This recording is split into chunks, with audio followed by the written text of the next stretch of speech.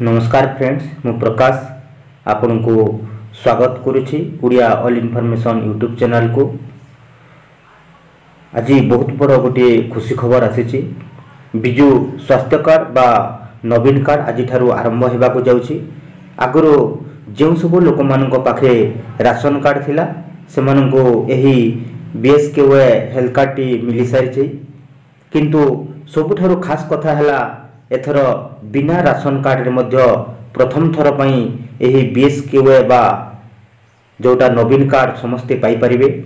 एथि पई प्रथम थर ऑनलाइन रजिस्ट्रेशन मध्य स्टार्ट होई सारिछि। एथिरे केउ माने आवेदन करिवे, कौन कौन डॉक्यूमेंट्स रहिछि से सब ए वीडियो रे जानिबा। ता पूर्वरु वीडियो को लाइक कर दियंतु। एजे सब्सक्राइब करि नथिले फ्री रे सब्सक्राइब करी पाखरे थिबा ऑल बेल आइकन को प्रेस कर दियंतु। काहे कि ना जेबे परि क्वालिटी एवं हेल्पफुल वीडियो आम चैनल रे अपलोड हेबो आपण सर्वप्रथमे देखि परिबे। समस्त को मागणा चिकित्सा जोगाई देबा लक्ष्य ने राज्य सरकार बीएसकेवाई बा नवीन कार्ड प्रक्रिया आरंभ करिसेंती। आज ठारू एही कार्ड रो रजिस्ट्रेशन प्रक्रिया मध्ये आरंभ होई सारिछि, जहा कि आसंता 16 तारिख पर्यंत यहा चलिबो। एही योजना रे केउ माने लाभ पाई परिबे।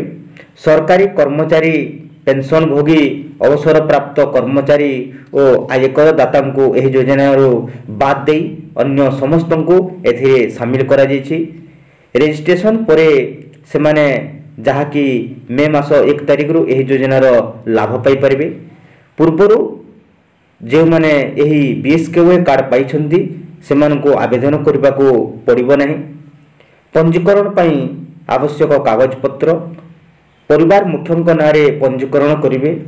दरखास्तकारी पई आधार भित्तिक इक्वेसी बाध्यतामूलक अछि। 18 वर्ष रु ऊर्ध्व सदस्य मानक भोट परिचय पत्र आवश्यक पड़िबो। शेषरे 5 वर्ष रु कम पिलांक आधार कार्ड नथिले मध्य 30 जून सुद्धा आपण आधार नंबर दाखल पई अंडरटेकिंग देबा को पड़िबो। आवेदन करिवा पई वर्तमान ऑफिशियली वेबसाइट मध्य जारी करा जाई सारिछि, जोटा होची www.bskwa.novin.odisha.gov.in जरिया रे आपण आवेदन करि परिबे। देखंतु निजे मध्य मोबाइल रे करि हेबो, किंतु भूल नेबा पई आपण निज निकटस्थ मो सेवा केंद्र को जाई आवेदन करि नियंतु। अधिक विवरणी पई हेल्पलाइन मध्य दिया जायछि, जहा कि 155369 आपण सेठा को कॉल करी मध्य जानि परिबे। नेक्स्ट वीडियो रे आपण किपरि ऑनलाइन आवेदन करिवे मु वीडियो ने कि आनिबी। जदि भलो लागिथिबो लाइक करिबा संगे संगे आपनक सांग साथी मानक सहित शेयर कर दियंतु।